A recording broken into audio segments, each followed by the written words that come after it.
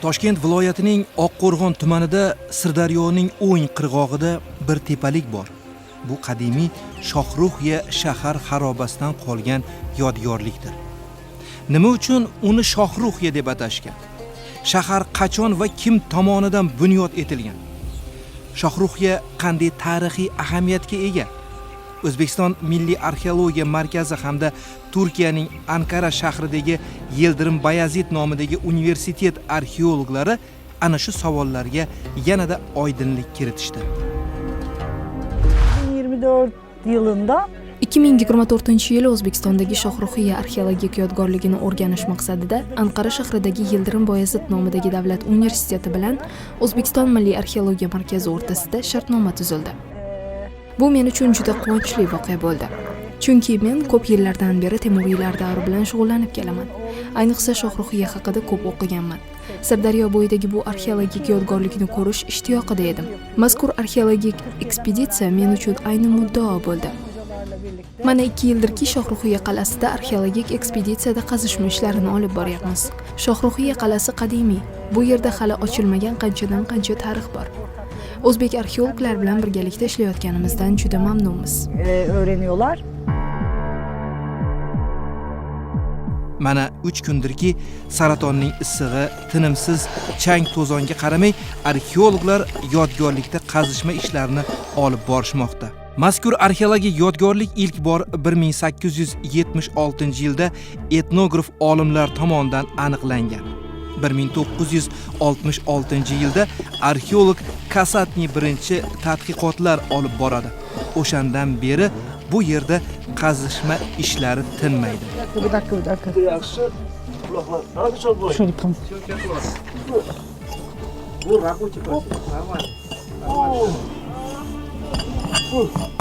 Alışan boy.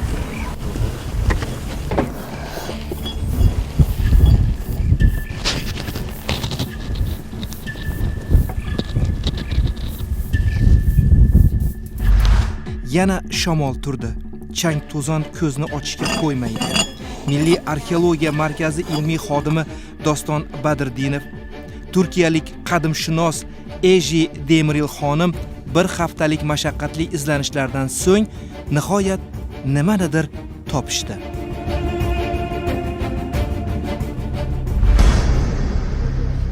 Mana hozir bevosita o'sha arxeologik qazishma jarayonlarini kuzatyapmiz.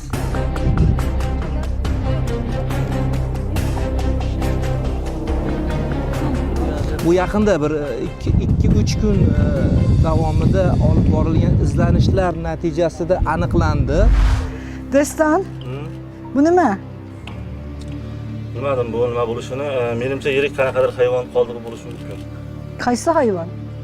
Yirik o'txo'r hayvon, ot, tuya yoki shu sigirlarga. Süngekleri kepte. Ha, suyaklar büyük. Hammasi. Endi buni bosh qismi chiqsa, suyaklar to'liq chiqadigan bo'lsa, ochiladigan bo'lsa, shunda bilishimiz mumkinki, bu qanday hayvonga tegishli ekanligi. Sekin.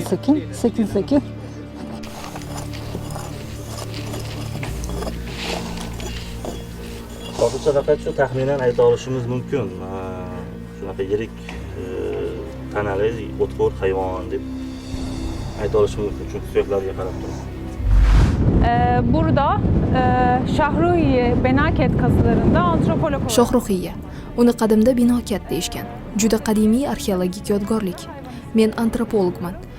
Bu yerda dastlabki qazishma ishlaridayoq ko'plab inson va hayvon suyaklari qoldiqlariga duch keldik.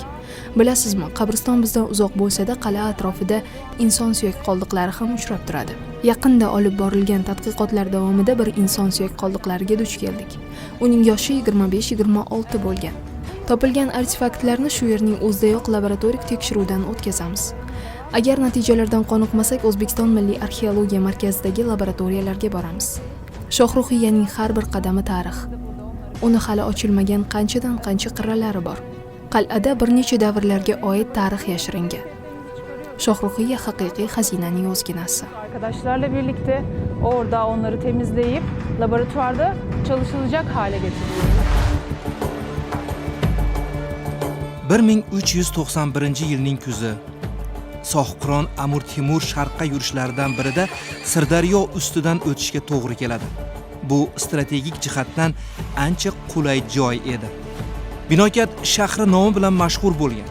Buyuk Ipak yo'lining yetakchi tarmoqlaridan biri, savdo-sotiq hunarmandchilik markazi hisoblangan shahar 1219-yili Chingizxon tomonidan vayron qilingan edi. Sohibqiron uni qayta tiklash uchun farmon beradi.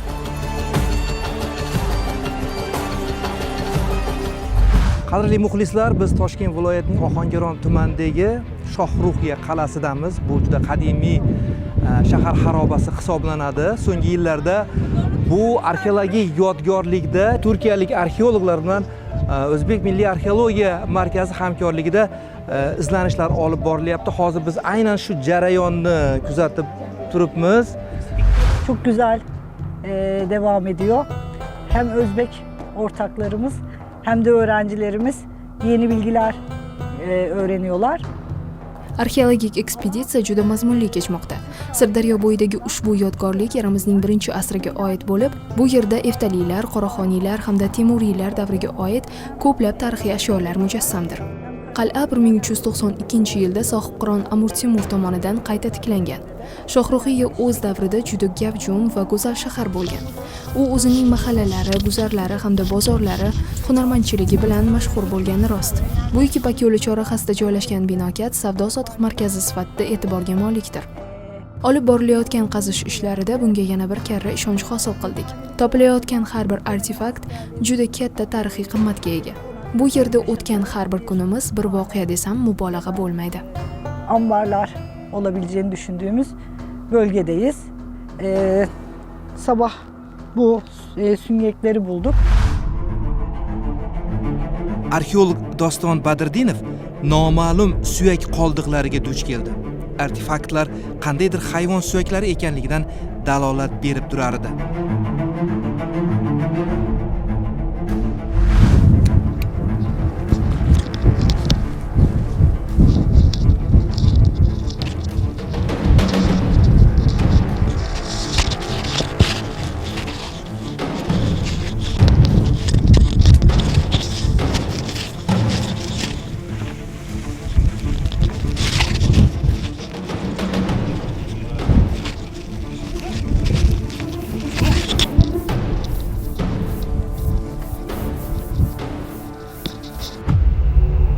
Chang to'zon ishlashga yo'l bermaydi.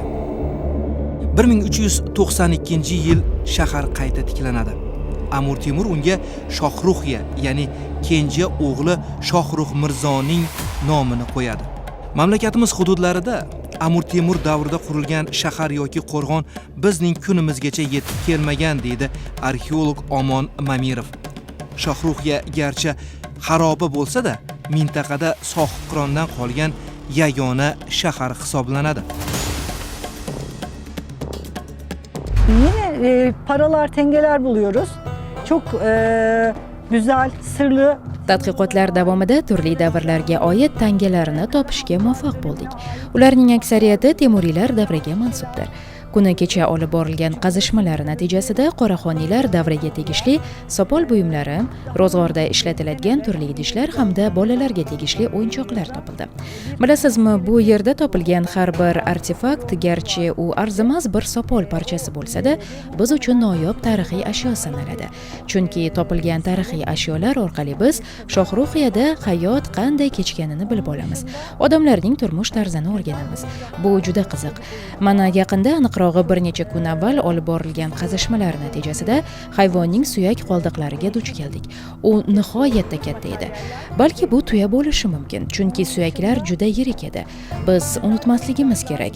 Binokat karvon yo'l yoqasida joylashgan yirik savdo markazi bo'lgan. Hozirda tadqiqotlar davom etmoqda. İlk kez gördüğümüz materyaller elde ettik. Darhaqiqat Shohruxiya Temuriylar davridagi hayot sahifalarini saqlab qolgan yagona shahardir. Uning istehkomlari, turar joylari, hunarmandchilik ustaxonalari, bozor va ko'chalari bo'lgan. Bu o'ziga xos ochiq osmon ostidagi muzey, Amir Temur davrining noyob yodgorligidir. Eylül ayında ben buraya yerleştim. Eşim burada işliyor. Toshkent shahriga o'tgan yilning iyun oyida kelgan edim. Shohruxiya qal'asida arxeologik ekspeditsiyada ishtirok etayotganimdan juda ham mamnunman. Erta tongdan turib Sirdaryo bo'yidagi uzoq manzillarni kuzatish naqadar zavqli. O'zbekiston juda qadimiy yurt. Uning boy madaniyati va tarixi bor. Bundan faxrlansa arziydi. Shohruxiya ochiq osmon ostidagi muzey. Chunki har bir qadamingiz tarixga daxldordir. Bu yerda buyuk olim, sarkarda Mirzo Ulug'bek ham qo'nim topganligi haqida tarixiy manbalarda ma'lumotlar uchraydi. Agarda tadqiqotlar davomida biz Mirzo Ulug'bek bilan bog'liq biror bir tarixiy ashyoni topa olsak edi, bu arxeologiyada katta shov-shuvga sabab bo'lgan bo'lardi. İzlenişler davom etmoqda. Ve ben elimden geleni bu konuda yapacağım. Arxeologlar topilgan artefaktga yanada oydinlik kiritish maqsadida uni kengroq ochib o'rganishga harakat qilishardi, lekin shamol tinmasdi. Laxmning ustini shamoldan to'sish uchun katta hajmdagi to'r parda bilan yopishga to'g'ri keldi.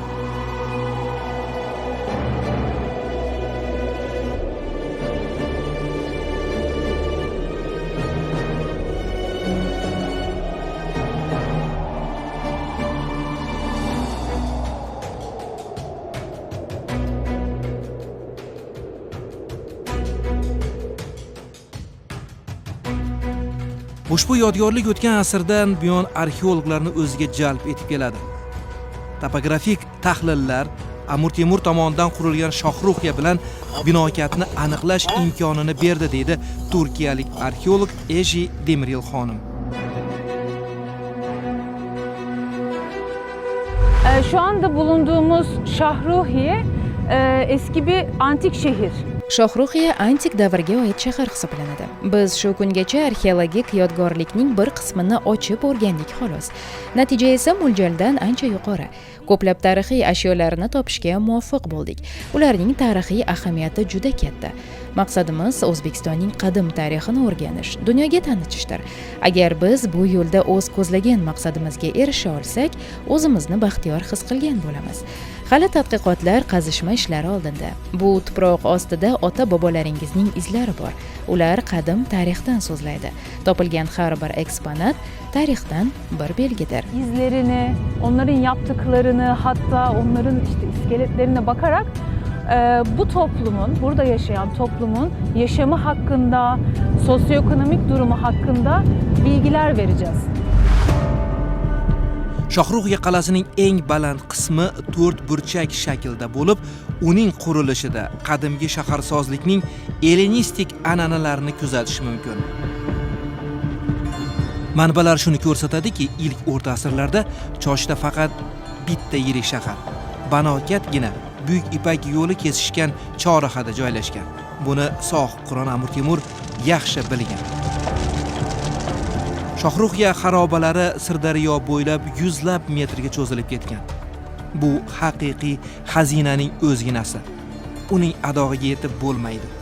Yaqinda mahalliy aholi daryo qirg'og'idagi tepalikda o'pirilish yuz berishi oqibatida qandaydir yer osti tuynigi ochilgani haqida xabar berishdi. Biz arxeologik yodgorlikning sharqiy qismiga yo'l oldik.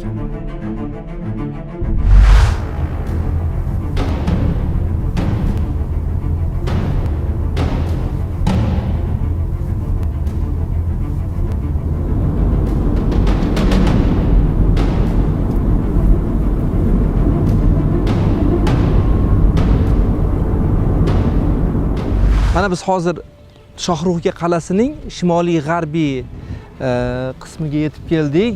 Bu bilasizmi, hudud arxeologiyada kam o'rganilgan. Ya'ni Rabot qismi, mana shu Rabot qismi. Biz izlayotgan yer osti yo'li mana shu pastda ekan. Hozir birgalikda ko'ramiz.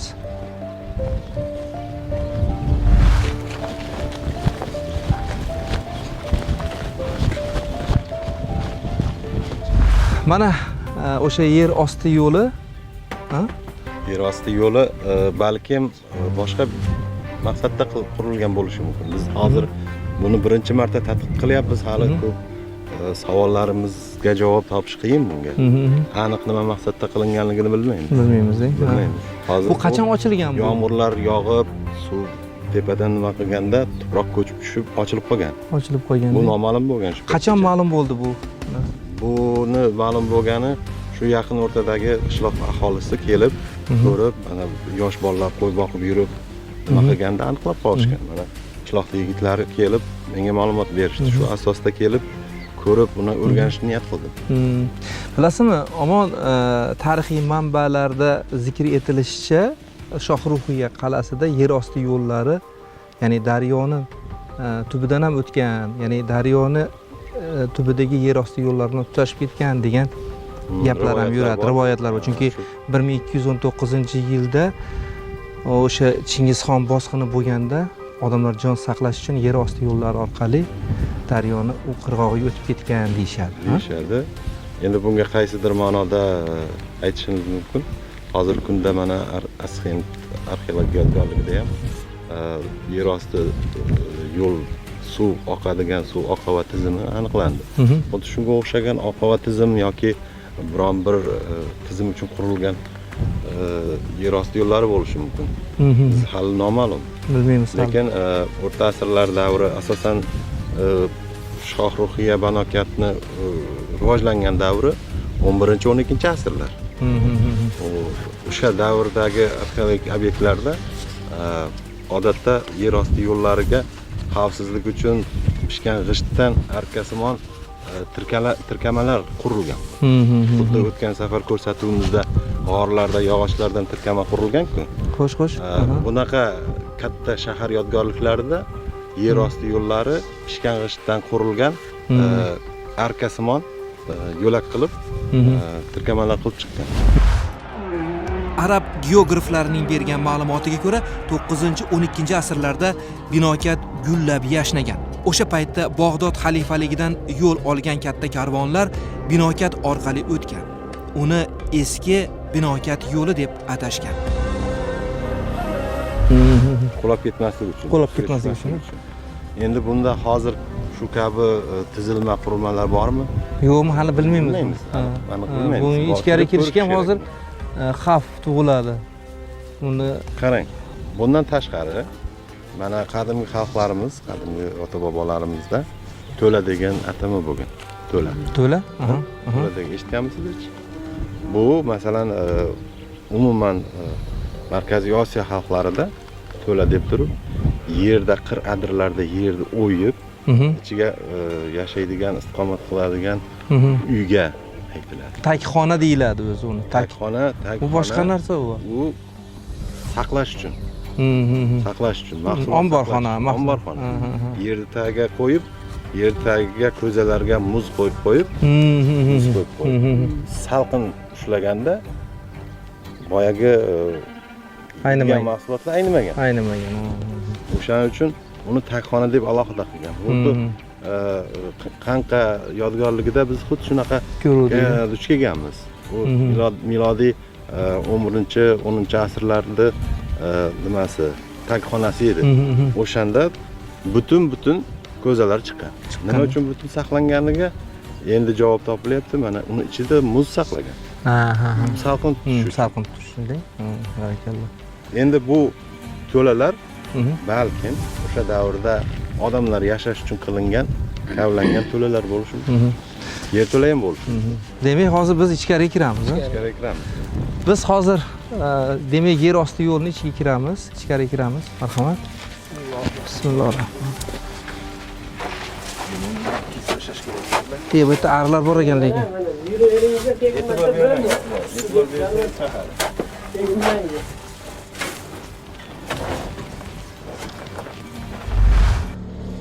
Yer osti yo'lagiga kiraverishda qovoq arining ini bor ekan. Biz ichkariga kirishimiz bilan birdan arilar bezovta bo'lib yo'lakdan chiqishimizga yo'l bermas edilar. Bir amallab tashqariga chiqib oldik. Kirmay, Alisher, kerak emas. Bir kor hol olmasdan kerak emas. O'sha paytdagi shahar o'zining gumbazli bozori bilan mashhur bo'lgan. Bozorda maxsus yarim yer osti tag xonalar bo'lgan.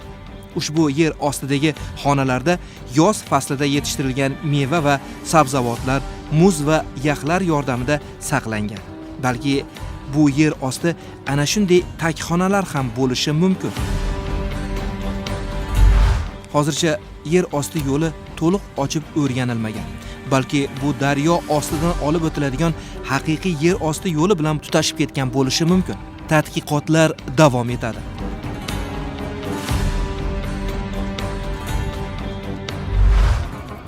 Sherali Mamanazarov yodgorlik yaqinidagi mahallada istiqomat qiladi. U ko'p yillardan beri arxeologik yodgorlikdan topilgan turli tarixiy ashyolarni xonadonida to'plab keladi.